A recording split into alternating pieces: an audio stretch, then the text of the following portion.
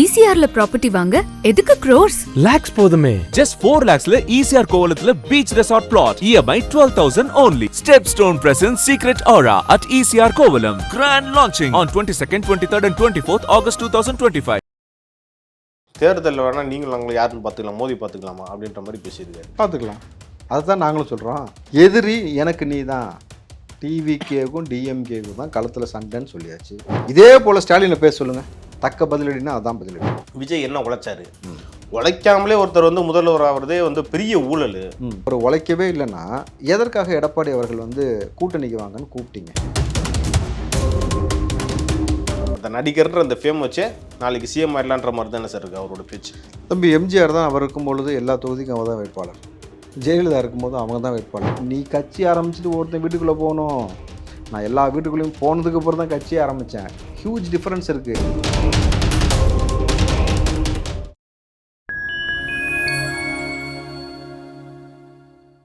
நான் தேவராஜன். இன்று நம்மோடு இணைந்திருப்பவர் திரு ராவுத்தர் இப்ராஹிம் அவர்கள். வணக்கம் சார். வணக்கம் தேவ்.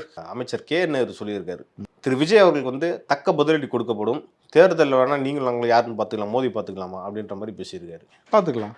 அதுதான் நாங்களும் சொல்கிறோம். எதிரி எனக்கு நீ தான், டிவிகேக்கும் டிஎம்கேக்கும் தான் களத்தில் சண்டைன்னு சொல்லியாச்சு.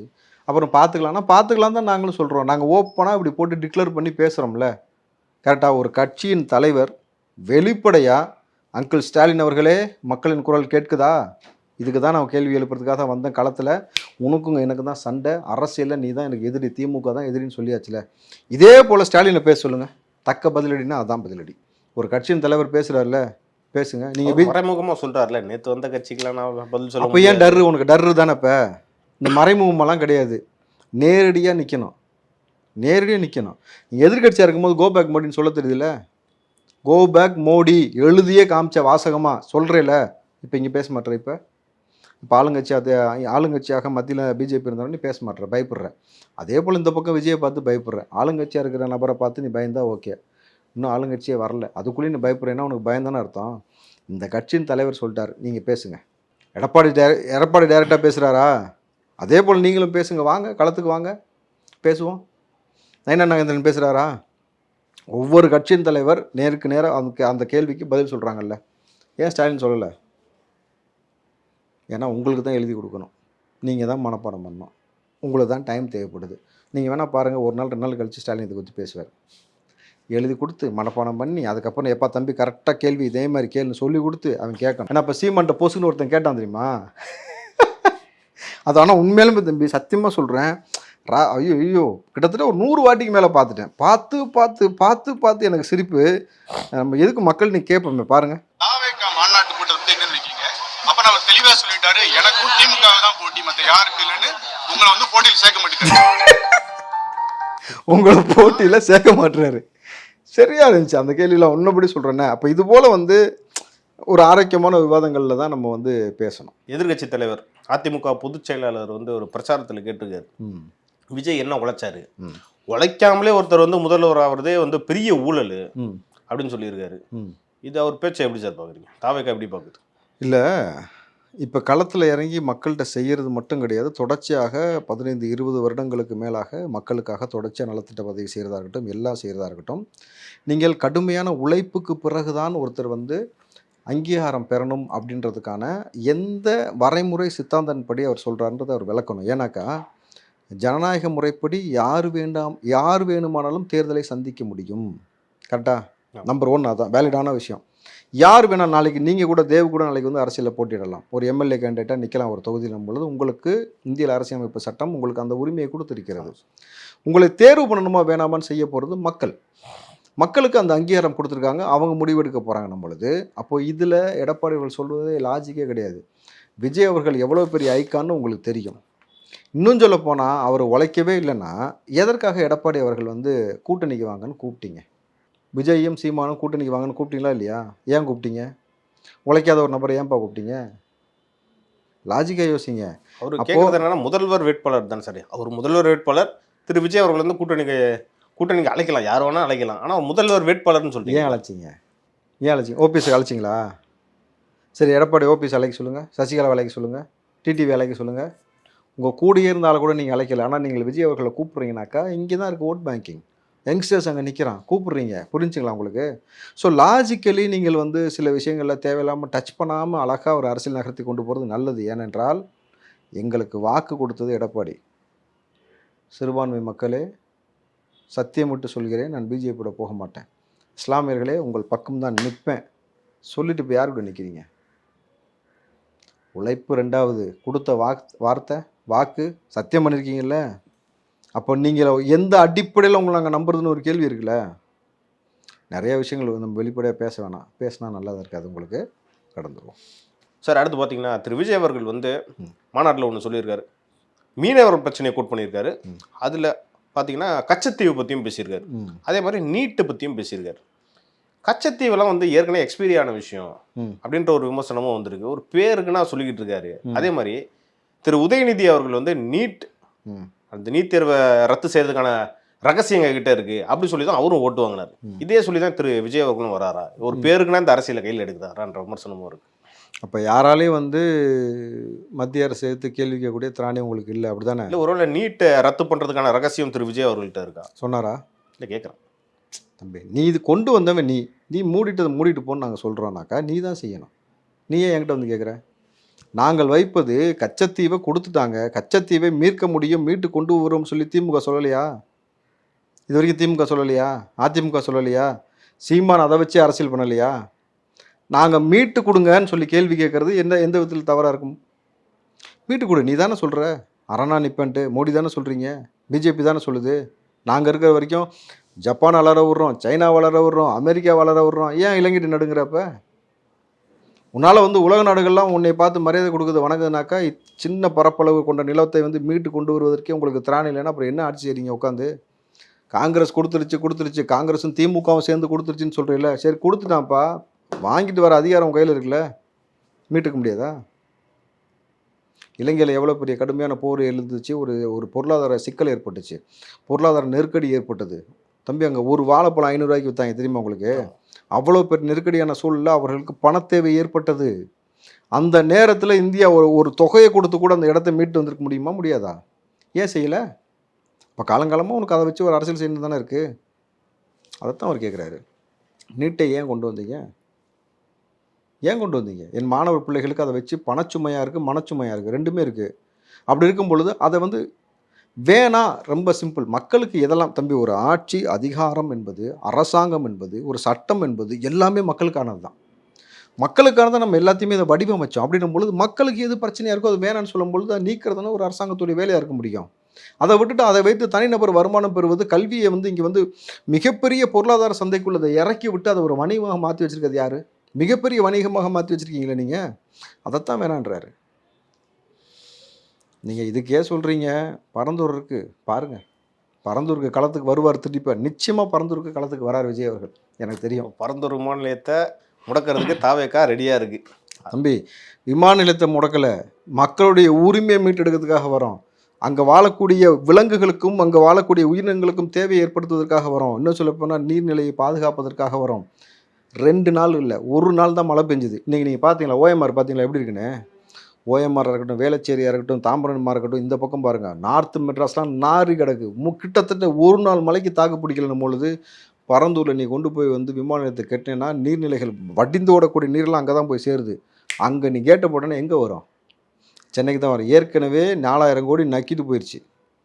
நீங்கள் அதுக்கப்புறம் பார்த்தீங்கன்னா சென்னை, செங்கல்பட்டு, காஞ்சிபுரம், திருவள்ளூர் முங்குச்சு. அதுக்கப்புறம் பார்த்தீங்கன்னா அடுத்த பெருமழை வந்த பொழுது தமிழ்நாடு முழுக்க ஒன்றும் இல்லாமல் சின்ன பண்ணமாச்சினும் பொழுது இயற்கையாக நீர் வடிந்து வரக்கூடிய பாதையை அடைத்தீர்கள் என்றால் மக்களுக்கு பேராபத்தையும் பேரழிவையும் ஏற்படுத்தும் பொழுது இதைத்தான் நம்ம மீட்கணும்னு நினைக்கிறோம். விவசாயிகளுடைய வாழ்வாதாரத்தில் கை வைக்காத, விவசாய பூமி அழிச்சிட்டு வெறும் பணத்தை வச்சு எதை திம்பன்னு ஒன்று இருக்குல்ல.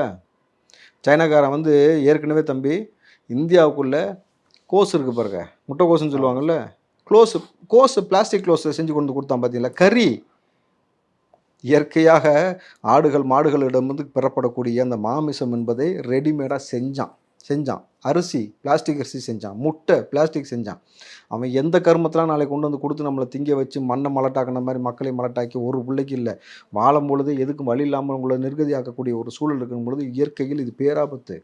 அந்த ஆபத்தை உணர்ந்து தான் நம்ம ஒரு விஷயத்த சொல்கிறோம் பொழுது களத்துக்கு நிச்சயமாக தளபதி வருவார். அன்னைக்கு இருக்குது உங்களுக்கு. அன்னைக்கு மாநாட்டில் பேசுகிறப்போ திரு விஜய் அவர்கள் வந்து வேட்பாளர் பட்டியலை அறிவிக்க போகிறேன்னாரு. ரொம்ப ஷாக்கிங்காக இருந்துச்சு. இதுதான் வந்து டர்னிங் பாயிண்டாக இருக்க போகுது மாநாட்டில் அப்படின்னு பார்த்தா மதுரை கிழக்குன்னொடனே ஏற்கனவே மதுரையில் வந்து இவர் போட்டியிட போகிறதா ஒரு ஸ்பெகுலேஷன்ஸும் இருந்துச்சு. இவர் மதுரையில் தான் நிற்க போகிறான்ற முடிவே பண்ணியாச்சு. அப்புறம் பார்த்தா ஒரு 10 தொகுதியை சொல்லி நான் தான் வேட்பாளர்ன்றாரு. ஏன் டைம் இல்லையா சார் உங்களுக்கு பிரச்சாரம் பண்ணுறதுக்கு? அவர் அந்த ஃபேம் வச்சே வந்து மறுபடியும் வராரா? அந்த நடிகர்ன்ற அந்த ஃபேம் வச்சே நாளைக்கு சிஎம் ஆயிடலான்ற மாதிரி தானே சார் இருக்குது அவரோட பேச்சு. தம்பி எம்ஜிஆர் தான் அவர் இருக்கும் பொழுது எல்லா தொகுதிக்கும் அவர் தான் வேட்பாளர். ஜெயலலிதா இருக்கும்போது அவங்க தான் வேட்பாளர். நீங்கள் அந்த நேரத்தில் செல்லூர் ராஜுலாம் ஒரு ஆள் உங்களுக்கு எப்போ தெரியும்? ஜெயலலிதா அவர்களுடைய மரணத்திற்கு பிறகு தான் இப்படி ஒரு விஞ்ஞானி இருக்காருன்னு நமக்கு தெரிஞ்சது. மந்திரி சார் அவர். தம்பி மந்திரி எந்திரின்றதெல்லாம் எத்தனை நாளைக்கு உங்களுக்கு தெரிஞ்சிச்சு? எத்தனை பேருக்கு தெரியும்? அந்த தொகுதியில் இருக்கக்கூடிய அந்த தெருவில் இருக்கக்கூடிய நபர்களுக்கு தெரியும். தமிழ்நாடு முழுக்க அவர் எப்போ பரிச்சயமாக தெரியப்பட்டார், அறியப்பட்டார்? இந்த தெர்மாக்கோல் விட்டதுக்கு அப்புறம் தான். அப்படி ஒரு நபர் இருக்காரான்னு சொல்லி அன்னைக்கு அவர் மீது வந்த விமர்சனம்ன்றது கடுமையான விமர்சனம். எப்படிப்பா ஜெயலலிதா இவரை போன்ற நபரை வச்சுருந்தாங்க அப்படின்னு வெளிப்படையாக பேசாத கட்சி நபர்கள் கிடையாது, தெரியுமா உங்களுக்கு? ஆனால் அது கிடையாது. நீங்கள் கடைக்கோடியில் இருக்கக்கூடிய நபரை அடையாளமாக ஜெயலலிதா அவர்கள் அடையாளம் காட்டிட்டாங்கன்னா முடிஞ்சு போச்சு. அவர் தான் வேட்பாளர், ஜெயிச்சாங்க. அதே போல தான் இங்கே மக்கள் யாரை ஒரு தலைவனாக ஏற்றுக்கொள்கிறாங்களோ, யாருக்கு அவ்வளோ வேல்யூ இருக்குதோ, இன்றைக்கி காசே கொடுக்காம 25 லட்சம் பேர் கூடுறான். தம்பி அந்தமான்லேருந்து வந்த நபர்கள் என் கூட பேசினாங்க. மலேசியா, சிங்கப்பூர்லேருந்து வந்த நபர்கள் அந்த காலத்தில் மாநாடு திடலில் என் கூட பேசினாங்க. உலக நாடுகள் முழுக்க இருந்து அங்கே பயணம் பண்ணி வந்திருக்கிறாங்க. தமிழ்நாட்டிலேருந்து வந்திருக்காங்க, கேரளாலேருந்து, ஆந்திராலேருந்து, கர்நாடகாலேருந்து, பாண்டிச்சேரியிலேருந்து அவ்வளோ நபர்கள். கிட்டத்தட்ட பார்த்தீங்கன்னா பவுன்சர்ஸில் பாதி பேர் கேரளாலேருந்து வந்த நபர்கள். எவ்வளோ நபர்கள் எங்கேருந்து வராங்க? எப்படி வராங்க? எப்படி வர முடியும் ஒரு தலைவனை பார்த்து? அதுதான் சொல்கிறேன், அந்த கரிஸ்மேட்டிக்கை ஈர்க்கக்கூடிய வேலை. அதைத்தான் தளபதி விஜய் சொன்னார். நீ கட்சி ஆரம்பிச்சுட்டு ஒருத்தன் வீட்டுக்குள்ளே போகணும். நான் எல்லா வீட்டுக்குள்ளேயும் போனதுக்கு அப்புறம் தான் கட்சியை ஆரம்பித்தேன். ஹியூஜ் டிஃப்ரென்ஸ் இருக்குது. அப்போது அந்த முகத்துக்கு தான் நீங்கள் வேல்யூ. இந்த இடத்துல நிறைய பேர் வந்திருக்காங்கன்றீங்க. தம்பி எல்லா பகுதியிலேருந்து வந்தாங்க. அவங்களாம் எப்படி சார் ஓட்டு போடுவாங்க தமிழ்நாட்டில்? தம்பி அவங்க ஓட்டு போடுவாங்கன்னு சொல்ல தம்பி, ஒரு தலைவனை நாளைக்கு கேரளாவில் கட்சி உருவாக்கலாம்ல, பாண்டிச்சேரியில் உருவாக்கலாம்ல, விரிவடையும்ல. இதெல்லாம் வந்து நீங்கள் வெறும் மாநில கட்சியாக இருக்குது. நாளைக்கு இது தேசிய கட்சியாக வளையக்கூடியவில்லை. நாளைக்கு இது தேசிய கட்சியாக வளரக்கூடிய கட்சி லெவலில் தான் இப்போ விஜய் அவர்கள் செஞ்சுட்டு இருக்காரும் பொழுது ஒரே நபர், ஒற்றை நபர், அந்த முகத்துக்கு தான் இவ்வளோ வேல்யூ. புரிஞ்சா உங்களுக்கு? ஸோ நாளைக்கு இவ்வளோ பெரிய அங்கீகாரம் பெறக்கூடிய ஒரு நபராக விஜய் இருக்கிறாருன்னு பொழுது, இன்றைக்கு அவர் தான் தமிழ்நாட்டின் முகமாக இருக்கிறாருன்னு பொழுது, இத்தனை நபர்கள், இத்தனை லட்சம் பேர்கள் வந்து நின்றது, வர முடியாமல் எத்தனை லட்சம் பேர் இருந்தாங்க, அங்கே எவ்வளோ பெரிய இக்கட்டான ஒரு சூழல் இருக்குன்னு தெரியும். இடம் பத்தில் அவ்வளோ க்ரௌடு. அப்படி இருக்கும் பொழுது பிரம்மாண்டமாக தமிழ்நாடு முழுக்க யாரை விஜய் கை காட்டினாலும் அந்த நபர்களுக்கான ஓட்டு தளபதி விஜய் அவர்களுக்காக கிடைக்கும். ஏன்னால் இவர் தான் உச்சபட்ச பீக்கில் இருக்கும்பொழுது எல்லாத்தையும் விட்டுட்டு இந்த மக்களை காப்பாற்றணும் வந்து நிற்கிறார். அப்போ அவருக்காக தான் எல்லா ஓட்டும் விழுகணும் பொழுது ஆப்வியஸ்லி அதான உண்மை. நீங்கள் வந்து ஒரு கரிஸ்மேட்டிக் லீடர்னு சொல்லிங்க திரு விஜய் அவர்களை. நீங்கள் அண்டை மாநிலம் ஆந்திராவில் வந்து பார்த்தீங்கன்னா 2009 நினைவு திரு சிரஞ்சீவியும் ஒரு கட்சி ஆரம்பிச்சாரு. கிட்டத்தட்ட 10-15 லட்சம் பேர் வந்தாங்க அவரோட மாநாட்டுக்கும். ஆனால் அவரோட கடைசியான நிலை என்னன்னு தெரியல. காங்கிரஸ்ல போய் நினைச்சிட்டாரு சார் கட்சியை. ஏன்னா வெறும் இந்த கூட்டம் கூடுறதுனால இவர் வந்து நாளைக்கு சிஎம் ஆயிடலாம், இவர் பெரிய லீடர் ஆயிடலாம்னு சொல்றது வந்து எப்படி சார் அது பார்க்கறது? ஏன்னா இது ஒரு எக்ஸாம்பிளாக நான் சொன்னேன். நீங்கள் காணாமல் போன நபர்களை எல்லாத்தையும் நீங்கள் அடையாளப்படுத்தி தேடி தேடி சொல்லிக்கிட்டு இருக்கிறீங்க. வரலாறு சார் அது. அதான் வரலாறு தம்பி, அதான் சொல்கிறேன். இதுவும் வரலாறு. எந்த நபர் யாராக நின்று இங்கே மக்களை வந்து வர வைக்கிறாங்கன்னு ஒரு விஷயம் இருக்குது. ரெண்டாவது, இவர் வந்து நீங்கள் கமலஹாசன் போலியோ, நாளைக்கு சீமான் போலியோ மாறி மாறி அங்கே போய் உட்கார்றது, அல்லது கார்த்தி போலியோ, டி ராஜேந்திரன் போலியோ, இங்கே சினிமாலேருந்து வந்த பல நபர்கள் சிவாஜி கணேசன் போலியோ, ரஜினி போலியோ வராமலே இருக்கக்கூடிய நபர் போலோ இல்லை. விஜய் அவர்கள் வந்தாச்சு, நின்னாச்சு, எதிர்த்தாச்சு. புரிஞ்சுங்களா? நான் இப்போவும் ஓப்பனாக டிக்ளேர் பண்ணுறேன், திமுக உனக்கு சரியான முதுகெலும்பு இருந்தா விஜய் வந்து பிஜேபி எதிர்த்தார். பொது மேடையில் பொது வெளியில் வச்சு எதிர்த்தார். ஓட்டு திருடன் மூலமாக தான் வந்து இன்றைக்கி மோடி அவர்கள் ஜெயிச்சிருக்காங்கன்னு ராகுல் காந்தி சொன்னதுக்கு நீ வரவேற்று தீர்மானம் நிறைவேற்றினீங்கல்ல. இப்போ அமித்ஷா வரும்போது ஏன் நீங்கள் வந்து கோபேக் அமித்ஷா சொல்லலை? ஏன் சொல்லலை? என்ன நடக்கும் இப்போ? நாளைக்கு சரி மோடி வராரு தமிழ்நாட்டுக்கு, மோடி வரும்பொழுது கோபேக் மோடி சொல்லுவியா? நீ திராணி இருந்தால் விஜய் போல எதிர்த்து நின்றுக்கார். நீ 10ஓட 11 அத்தோட இது ஒன்று இந்த கதையில் எனக்கு தேவையில்லை. நான் நிற்கிறேன்ல, எதிர்த்து நிற்கிறேன்ல, நீ நின்று காட்டு. நீ தான் ஆலமரமாச்சுல, ஏன் மோடியை பார்த்தோன்னே ஆலமரம் மாதிரி சாஞ்சிக்கிற? நில்லு எதிர்த்து. அப்போது காணாமல் போன நபர்களை பற்றிலாம் எனக்கு கவலை கிடையாது தம்பி. நான் முடிவு பண்ணிட்டேன், நான் நிற்கணும்னு முடிவு பண்ணிட்டேன், உன்னை எதிர்க்கணும்னு முடிவு பண்ணிட்டேன். ஒரே நேரத்தில் 2 பேரும் எதிர்க்கிறேன், 2 பேரும் ஆட்சி அதிகாரத்தில் இருக்கிற பெரிய பலத்தோடு இருக்கிற நிற்கிறேனா? இவ்வளோ நிற்கும் போது நிற்கிறவன் நாளைக்கு வந்து உங்கள்கிட்ட வந்து அடிமை சாசனம் எழுதி கொடுத்துட்டு வந்துடுவேனா? வாய்ப்பே கிடையாது. அதனால தான் இன்றைக்கி ஏடிஎம்கேவை சேர்த்து விமர்சனம் பண்ணது. ஏன்னா இல்லாட்டி நீங்கள் ஏடிஎம்கே விமர்சனம் பண்ணலை, அங்கே போகிறதுக்கான ஐடியா வச்சுருக்கீங்களா, பிஜேபி கூட போகிறதுக்கான ஐடியா வச்சுருக்கீங்களா? நம்மள தான் எதிர்க்கணும் முடிவு பண்ணிட்டு இருந்தால் வாங்கிக்க, முடிஞ்சு போச்சா? அவ்வளோதான். ரொம்ப சிம்பிள் கான்செப்ட். வர்றது இல்லைன்னு முடிவு பண்ணிட்டேன், நாங்கள் வரமாட்டோம் உங்கள்கிட்ட. நான் வரணும்னு முடிவு பண்ணிட்டேன், காலத்துக்கு வந்துட்டேன். எதிர்க்கணும்னு முடிவு பண்ணிட்டேன், எதிர்ட்டேன். ஜெயிக்கணும்னு முடிவு பண்ணுறேன், அதுக்கான வேலையை செய்கிறேன், ஜெயிப்பேன், பார்த்துக்கலாமான்றாரு. பார்த்துப்போம் வா, உனக்கு அவ்வளோ திராணி இருக்கிற ஆளு திமுக கோபேக் மோடி சொல்லிவிட்டு பிஜேபி ஏற்றுட்டு வந்து நில்லு. எடப்பாடி நீங்கள் சொன்ன மாதிரி பிஜேபி விட்டுட்டு வெளியில் வாங்க பார்ப்போம். வருவீங்களா? சிறுபான்மை மக்களுடைய ஓட்டு வேணும்னு சொன்னீங்களா, உங்களுக்காக நிற்பேன்னு சொன்னீங்களா, சத்தியம் பண்ணீங்களா, வாக்கு கொடுத்தீங்களா, நிற்பீங்களா? செஞ்சு காட்டுங்க, அப்புறம் பேசிக்கலாம். அதாவது இன்னும் ஒரு 6 மாதம் தான் இருக்குது தேர்தலுக்கு. இதில் தாவேக்காவும் களம் காண போது தேர்தல் களம் இப்படி இப்போவே சூடு பிடிச்ச மாதிரி இருக்குது. ஆமாம், 6 மாதமாக நீ ஆறவே ஆறாது தம்பி. இந்த சூடு இன்னும் அதிகமாகும் தவிர குறையவே கூடாது. ஆற போட்டு அடிக்கிறதெல்லாம் கிடையாது, நீ ஆறவே விடாமல் அடிக்கிறது தான் முடிவில் இறங்கியாச்சுன்னு பொழுது அடி கன்ஃபார்ம். வா, உனக்கு திராணி இருக்குன்றல தர்க்க ரீதியாக வா பேசு, கருத்தியல் ரீதியாக வா பேசு, களத்தில் வா. உன்னுடைய தொண்டர்களும் என்னுடைய தொண்டர்களும் 2 பேரும் களப்பணி என்ன செய்கிறாங்கன்றதை பார்ப்போம். வெற்றி வாய்ப்பை மக்கள் முடிவு செய்யட்டும். ஆமாம் சார், அரசியல் களம் இன்னும் சூடு பிடிச்சிக்கிட்டே இருக்குது. இது குறித்து அடுத்தடுத்த நிகழ்ச்சிகள் நம்ம நிறைய விவாதிக்கலாம் சார். நன்றி சார். நன்றி தேவ்.